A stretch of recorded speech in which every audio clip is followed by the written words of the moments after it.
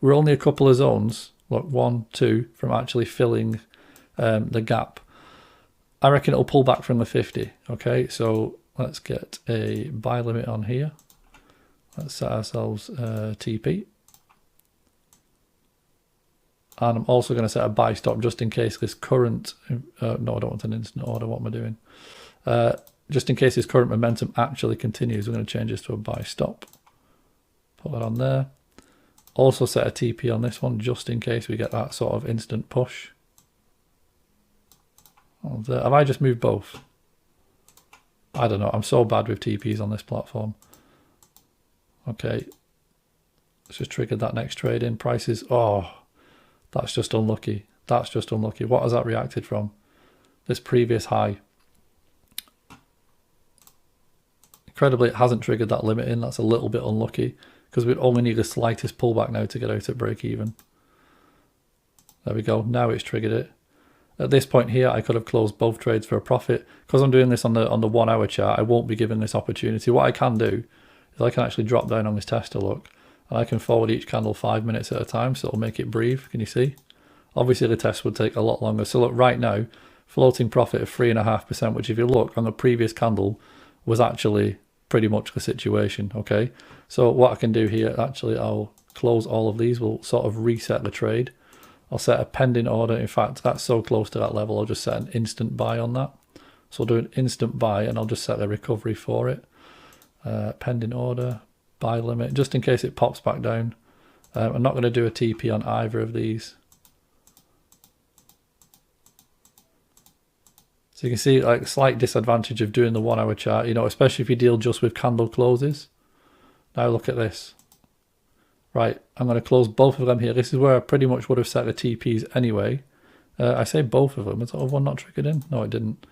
Right, in that case, close all orders. Let's just get rid of this pending, which we won't be needing. Oh, for some reason, it's done it when I've closed the trade. Right, we're very, very close. What is the current time? 5 p.m. So it's currently the London close.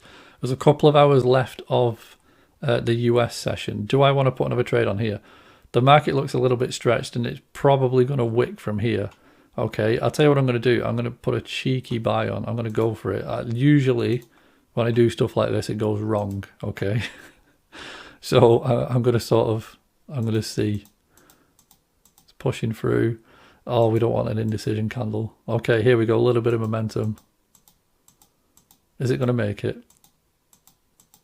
I'm not liking this. Nah, that's an indecision candle. Okay, this is going to come back down. Floating profit of 1.5%. It's currently 7 p.m. Okay, I'm going to close this and I'm going to wait till the next day. We're going to close that. I'm going to draw on 7 a.m. So that's where I need to get to. I'm just going to put this back to 1 hour. And I'm going to skip ahead. Ah, and I was right. Look at that. That next candle indecision. Now look at it dropping during the Asian session.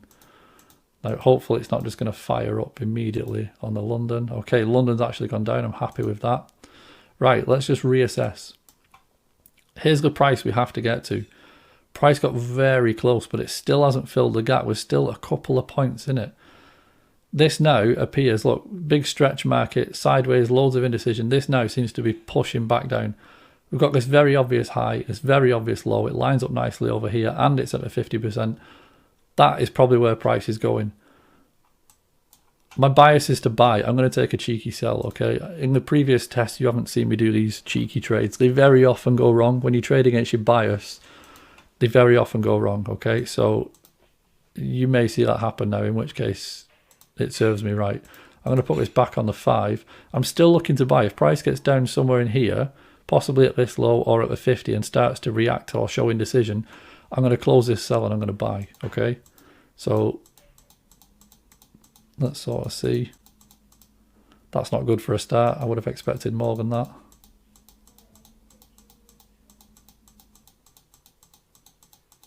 Okay, it's already looking like I've not made a great decision. Oh, hello, here we go. Is it going to take that low out? No, it seems to be holding. Stretching for it. Okay. Already starting to wick. It might push down. I'll tell you what I'm going to do. We have a floating profit of 2.5%. Let's get out of this trade. Let's actually close that. Let's close that and let's set a pending buy. So we want a buy limit down here on this low and this high. This is the sensible way to do it. That's what I want to see. I'm also going to stick an instant buy on just because we're already wicking, okay? We're already wicking here. Let's just sort of see what happens.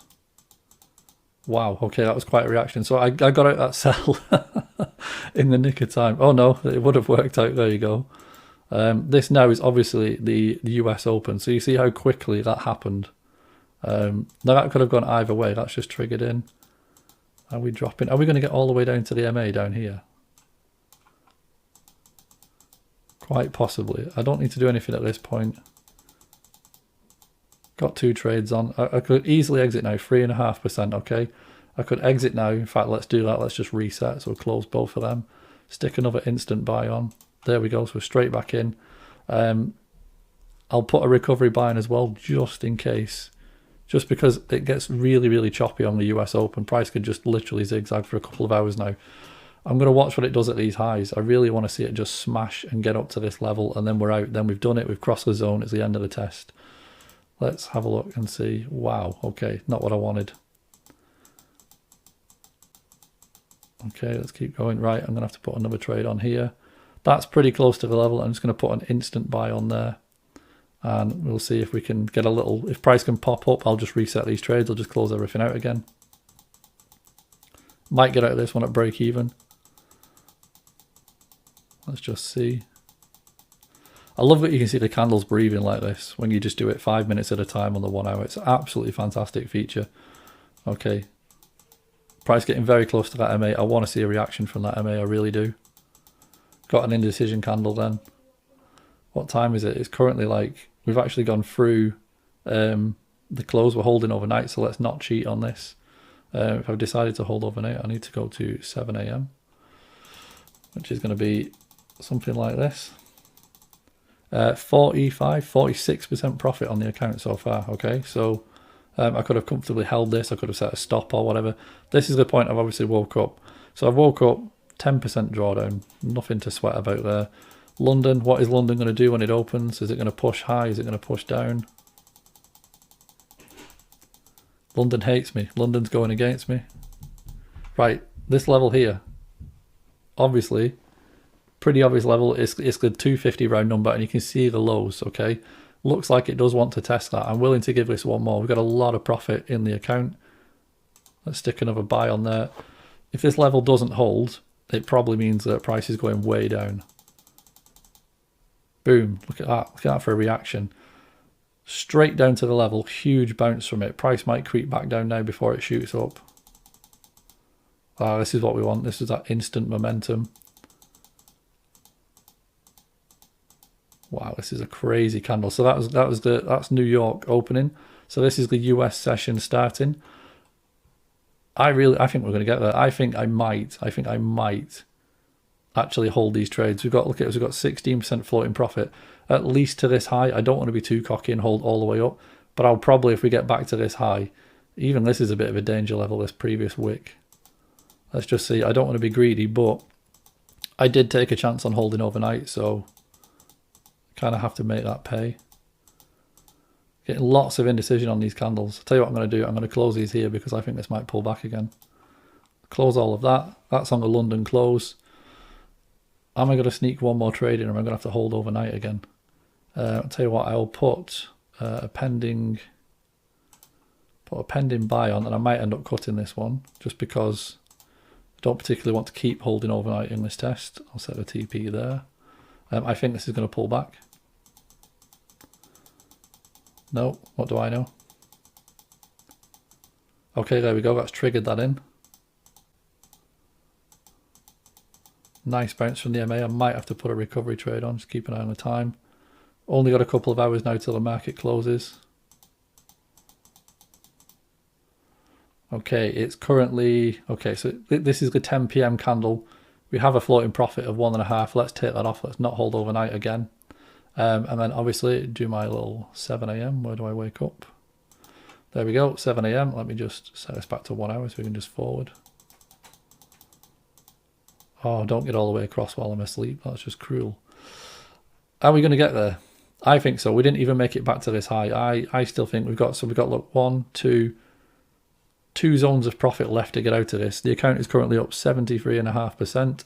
We've held overnight once, which it was easy to do because the account was massively up. It was like 40%.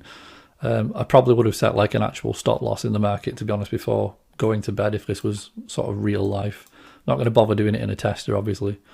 Okay, here we go then. Price is pushed up, starting to pull back down. The 50 line here, or the MA is the obvious level. What I'm going to do, I'm going to put a trade on instantly because I think this is probably going to happen quite quickly. So we've got an instant buy. I'm not going to set a TP. Let's get another recovery buy on, and we'll stick that just there. No TP. Let's sort of see what happens. Look at that, how it's just triggered it in, reacted from the MA and the 50 level. So this is a good sign. What I'd love to see now is just a big push. What time is it? So we've got New York in the next candle or two. There we go. That's exactly what I wanted to see. Floating profit of 9%. Are we going to fill this bloody gap? We've literally just got to get to this price here. Are we going to get one more candle up? Oof. Right, let's take this off. Let's just close that. Do I want to do an instant buy? Yeah, I want to do an instant buy. And we'll set a TP this time as well. I'm not going to hold the whole way. I'm conscious of this high, okay? Where do I want to go? Why can't I drag the TP? Oh, that's why. I'm going to go something like that. I don't want to hold the entire gap, even though it's probably going to get there. I'll tell you what I'm going to do as well. I'm just going to stick a pending, just in case this candle comes back down. I'm going to stick that there. Oh my God, are you kidding me? How close was that? Oh, that's just cruel. That's just cruel. Right, I'm going to close that. I'm going to say that we've got a cross. Let's go to the pendings. That's gone. I don't want to hold a buy through the round number, through the 250 round number. I know the gap is on the other side, but remember what I was saying down here at the bottom. In fact, right at the start of the test, okay, right at the very start of this test, I wanted to sell, but I did not want to sell from here. Why? Because these numbers so often cause a bounce. So what I wanted to do was wait for price to come up to these highs and sell down from there, wait for a break and retest to get in.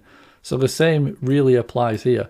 Price has crossed this entire 250 point zone. To stick a buy trade on here is not a great idea because price could literally just absolutely drop all the way back down. Look what it did the previous time, okay? It only got within a few points of it and it took it back down the whole zone. So for me to buy now would be a very bad idea. You're better off waiting for a break, retest. Now, because the point where the gap happened was here, that would be within the range of a break and retest. So if you get a break and retest, the gap is filled and there's no reason for me to trade my current bias. What I need to do is go back on the daily and reassess, okay? Let me just see if I can actually make it show the trades that I've taken during this test. Show trades on chart. There we go. So how have I actually got on? Well, obviously this was quite a sort of unexpected test. I started off thinking I was going to sell and I spent the entire test pretty much buying. 22 trades, 18 winners, 4 losers, 82% win rate, and 91.5% profit on the account. 11 days of trading. So yeah, it took 11 days to get across that. Now, obviously, we held overnight once. The rest of the time, I was cutting trades before the end of the day. Sometimes I traded the US session, sometimes I didn't. To the end of the session, I mean. So yeah, there's a whole mixed bag of sort of stuff in there. And actually, you know, you can see how often did I get into trouble. So only had to cut a couple of trades at a loss. This one here is the one that went furthest against me, and that's because I was convinced, because we were so close, it was only going to pull back to sort of a 50 and it was going to make it, and it went further. It actually got all the way back down to the 250 round number, but it held. Now, crucially, you heard my commentary on this, you know, if I was wrong and this was going to turn into some big move, I was willing to cut. At this point, look at all the winners that were in the account. I think the account was already up something like 40%. So I was willing to give a chunk of that previously made profit back to save the account because I was still confident this move was going to play out. So had this gone, you know, a couple further, you would have seen me take a loss. You would have seen the profit disappear, and then you would have seen me make it back. Okay, so that would have been a pretty good example. But again, in this period, you saw me be right, you saw me be wrong. My analysis was right, my analysis was wrong. Ultimately, the account is pretty much doubled in, you know, 11 days. So Not a bad result. And again, you can see how forgiving this strategy is. So I hope you found this one really useful.